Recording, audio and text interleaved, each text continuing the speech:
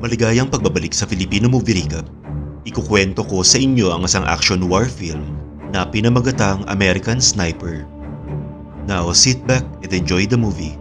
Si Chris Kyle ay isang US Navy SEAL sniper na kasalukuyang nasa isang importanteng misyon sa Iraq. Nasa rooftop siya ng isang gusali at pinag-aaralan ang landas ng isang US convoy na maaaring nasa panganib.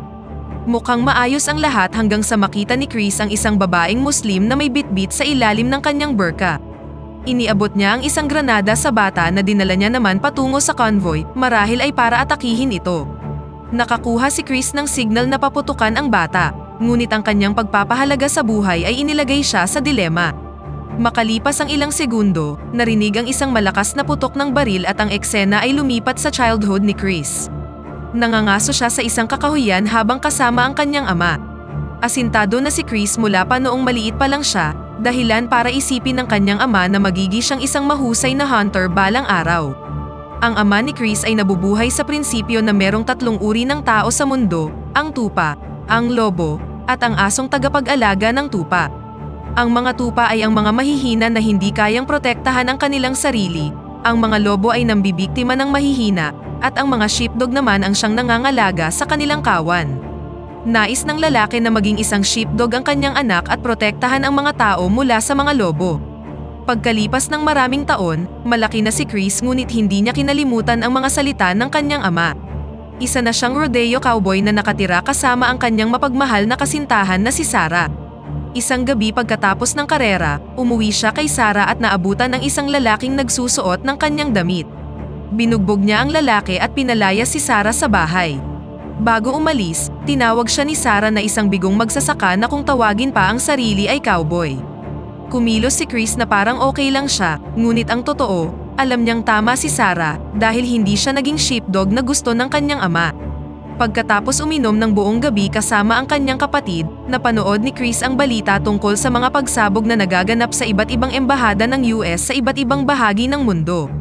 Ang daan-daang sugatan at patay na mga Americans ay nagpakulo ng kanyang dugo at nagbigay ng layunin sa kanyang buhay. Kinabukasan, pumunta siya sa Armed Force Career Assistance upang sumali sa serbisyo.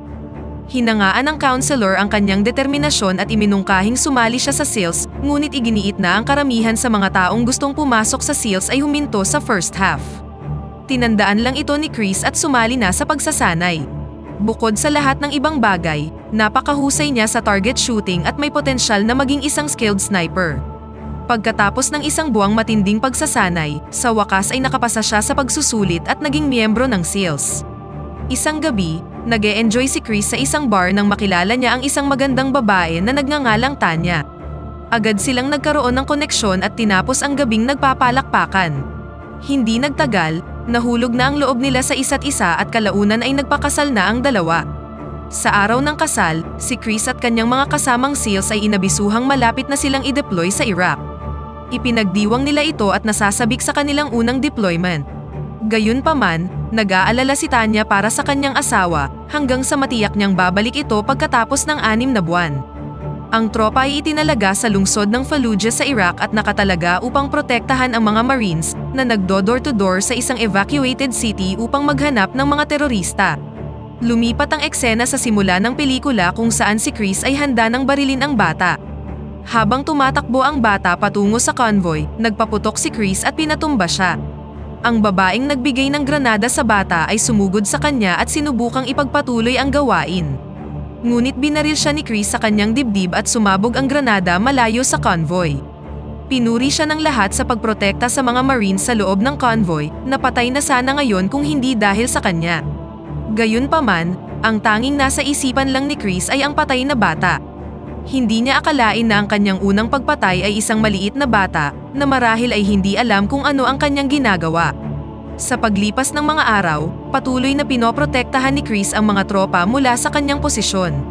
Siya ang pinakamahusay na sniper sa kanyang team at sa sobrang determinasyon, umihi siya sa kanyang sarili sa panahon ng Overwatch upang maiwasang umalis sa kanyang post. Pagkatapos ng isang partikular na araw sa trabaho, nakakuha siya ng 6 na pagpatay na higit pa sa pinagsamang kabuuan ng lahat ng kanyang mga kasamahan sa koponan. Sinimulan nila siyang tawaging legend. Ngunit sa kanyang puso, tinatanong ni Chris kung siya ang kabaligtaran.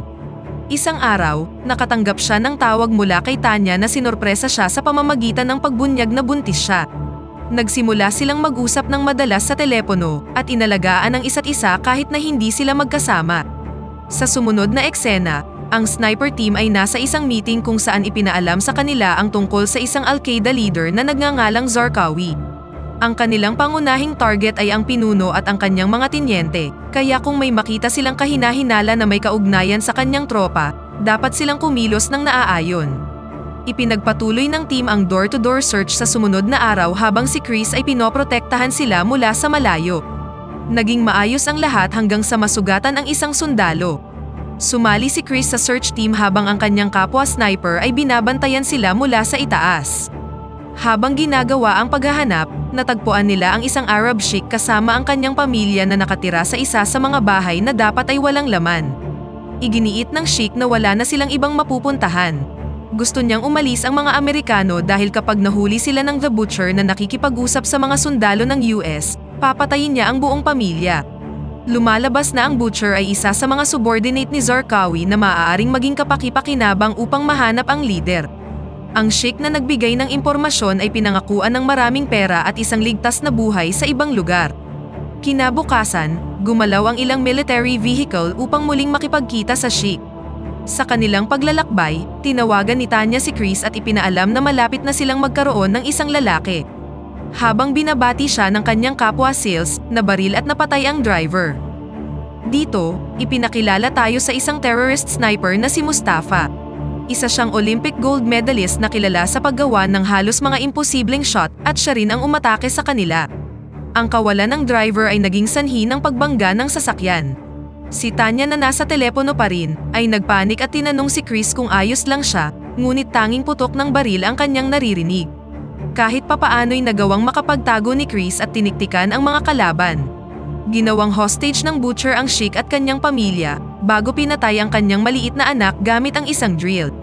Tumakbo ang sheikh upang iligtas ang bata ngunit binaril din siya at napatay. Si Chris ay hindi nagkaroon ng pagkakataong atakihin ang mga kalaban dahil patuloy siyang pinapaputukan ni Mustafa na alam na kung saan siya nagtatago. Sa huli, ang Butcher at si Mustafa ay umalis nang wala man lang sugat. Makalipas ang ilang araw, si Chris at ang kanyang team ay pinayagan ng makauwi. Tuwang-tuwa si Tanya nang makitang maayos at buhay ang kanyang asawa. Gayunpaman, pagkatapos siyang makasama sa loob ng ilang araw, na-realize niyang si Chris ay hindi na ang kaparehong lalaki bago siya na-i-deploy. Naging mainitin ang kanyang ulo na madalas na nagrereklamo tungkol sa lahat at nakalimutan ng i-enjoy ang buhay.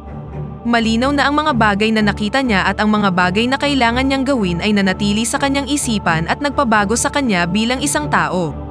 Sa sumunod na eksena, ipinanganak na ni Tanya ang isang magandang sanggol na lalaki. Sa bahay, hinikayat ni Tanya si Chris na pag-usapan ang kanyang mga nararamdaman at karanasan. Sa palagay niya ay makakatulong ito sa kanya ngunit pinaalam ni Chris na ayaw niyang manatili ito sa kanyang isipan at tinapos na ang usapan. Kalaunan, ipinaalam sa kanya na muling pupunta sa Iraq ang kanilang koponan. Ayaw ni Tanya na pumunta si Chris ngunit alam niyang tapat siya sa kanyang trabaho. Pagkalapag sa Iraq, sinabihan sila na ang kanilang misyon ay tugisin ang Butcher at si Chris ang mangunguna sa team sa pagkakataong ito. Lumalabas na isang bounty ang inilagay sa ulo ni Chris ng Al-Qaeda mula nang mapatay niya ang marami sa kanilang tao. Sa unang patrol ng dapat na tirahan ng Butcher, nakasalubong nila ang isang pamilya. Sinabi ng padre de pamilya na wala silang alam tungkol sa mga terorista. Naniwala sa kanya ang team hanggang sa mapansin ni Chris ang marka sa kanyang siko na mukhang nasaktan siya sa digmaan. Habang walang nakatingin, naghanap si Chris sa silid ng lalaki at nakakita ng mabibigat na armas at ammunition sa loob ng isang hidden compartment sa sahig. Agad nilang hinuli ang lalaki at ininterrogate siya. Upang mailigtas ang kanyang buhay, nangako siyang tutulungan ang mga sundalo na makapasok sa gusali kung nasaan ang Butcher. Sa sumunod na eksena, maingat na pinalibutan ng tropa ang nasabing gusali. Kumatok ang lalaki sa pinto at tinanggap ng kapwa niya terorista. Napatay siya sa isang iglap na sinundan ng lalaki nang sinubukan niyang pulutin ang baril. Pagkatapos, pumasok ang team sa bahay at nakita ang putol-putol na mga bangkay na malinaw na gawa ng Butcher. Hindi nagtagal, nakita na sila at gumanti ang mga terorista. Tumakas ang Butcher sa isang tunnel habang ginagamit ang shootout bilang distraction. Nang muling makabalik si Chris sa US, nahirapan siyang mag-adjust sa kanyang normal na buhay. Mabilis siyang nagugulat sa mga malalakas na ingay na nagpapaalala sa kanya ng digmaan. Habang siya'y nagdurusa, ipinanganak ni Tanya ang kanilang pangalawang anak at sa pagkakataong ito ay isang anak na babae. Pinuntahan siya ni Chris sa postnatal ward at nasaksihan ng nurse na inaasikaso ang isa pang bata habang umiiyak ang kanyang anak. Nawala siya sa kanyang sarili dahil lang sa maliit na insidente at pinagmumura ang nurse. Ang kanyang kakaibang pag-uugali ay napansin din ni Tanya. Madalas niyang sinasabi kay Chris na hindi talaga siya naroroon at palagi siyang may iniisip. Gusto niyang kausapin siya ng asawa at sabihin ang kanyang nararamdaman ngunit hindi pa siya handang mag-open up. Sa sumunod na eksena, nakabalik na sa Iraq ang team ni Chris at hinahabol nila ang van ng Butcher. Nang nagsimulang magpaputok ang mga kalaban, tumugon sila at tumakbo sa pinakamalapit na gusali upang gumanti ng may mas maayos na view. Nang hindi inaasahan, biglang may bumaril sa kasama ni Chris na si Beagles. Kinover ng grupo si Chris habang dinadala niya ang sugatang sundalo sa sasakyan at isinugod siya sa base militar. Matapos matiyak na makakakuha siya ng wastong medical care, umalis na ang mga sundalo upang hanapin muli ang mga terorista at sa pagkakataong ito ay galit na galit sila. Nagisilang mga killing machines at pinatay ang bawat kalaban na kanilang nakaharap. Sa isang punto, huminto sila sa isang kahina-hinalang bahay upang maghanap ng higit pang mga kalaban ngunit tinambangan sila ng mga terorista sa labas. Isang sundalo na nagngangalang Mark ang namatay sa kasunod na shootout. Makalipas ang ilang sandali, umuwi ang team dala ang bangkay ni Mark at dumalo sa kanyang libing. Ibinunyag ni Chris na nabasa niya ang isang liham na isinulat ni Mark bago siya namatay. Iginiit niyang pinatay siya ng sulat dahil sumuko na ang lalaki sa buhay bago pa man siya napatay. Dahil sa sulat, nagpa siyang bumalik si Chris upang maghiganti dahil ayaw niyang masayang ang sakripisyo ng kanyang kaibigan. Sinubukan siyang pigilan ni Tanya at nakiusap sa kanyang manatili para sa kanyang mga anak. Sinabi din ni Tanya na maaaring wala na siyang balikan ngunit hindi nakinig si Chris. Nang makabalik sa Iraq, nalaman niyang namatay si Beagles sa panahon ng operasyon. Sa isang karaniwang misyon, nakita ni Chris ang isang lalaki na may rocket launcher na naghahanda para atakihin ang convoy. Binaril niya ito at napatay ngunit napansin niya ang isang bata na sinusubukang kunin ang armas para tapusin ang gawain. Umaasa si Chris na hindi niya kailangang pumatay ng isa pang batang lalaki at sa kabutihang palad, tumakbo palayo ang bata nang hindi niya madala ang mabigat na propeller. Sa base militar, si Chris at ang kanyang koponan ay sinabihan na ang administrasyon ay nagsisikap na magtayo ng isang pader sa paligid ng lungsod. Gayunpaman, pinapaputukan sila ng isang terorista mula sa mahigit 1,000 yarda ang layo. Naniniwala ang team na kagagawan ito ni Mustafa at inutusan ang mga sundalo na patumbahin ang sniper sa anumang halaga. Sa kabila ng paparating na sandstorm, pumunta ang team para protektahan ang mga tropang nagtatayo ng pader. Pagkatapos ay pumwesto na sila at nag-aim sa direksyon kung saan sa tingin nila ay naroon si Mustafa. Ngunit sinorpresa niya sila sa pamamagitan ng pagpapaputok mula sa kabilang direksyon at napatay ang isang sundalo ng US. Mabilis na sinabihan ni Chris ang kanyang mga kasamahan na baguhin ang kanilang mga posisyon at ihanay ang kanilang mga sarili ayon sa kanyang utos. Gaya ng kanyang hula, nakakita siya ng paggalaw mula sa layong 2,000 yarda. Kahit na sinasabi ng iba na imposibleng makakuha siya ng isang magandang shot mula sa malayo, kinumpirma ni Chris na ang target ay si Mustafa. Bumulong siya na para ito kay Beagles sa ilalim ng kanyang hininga, bago hilahin ang gatilyo at tuluyang napatay ang kalabang sniper. Gayunpaman, ito rin ang dahilan para marinig ng iba pang mga terorista ang putok ng baril at dumagsa sa rooftop. Isang shootout ang naganap na nagdulot ng malubhang pinsala sa magkabilang panig. Malapit nang maubusan ng bala ang tropa nang tumama sa kanila ang isang sandstorm. Naniniwala si Chris na malapit na siyang mamatay at tinawagan si Tanya na nagsabi sa kanyang handa na siyang umuwi ng tuluyan.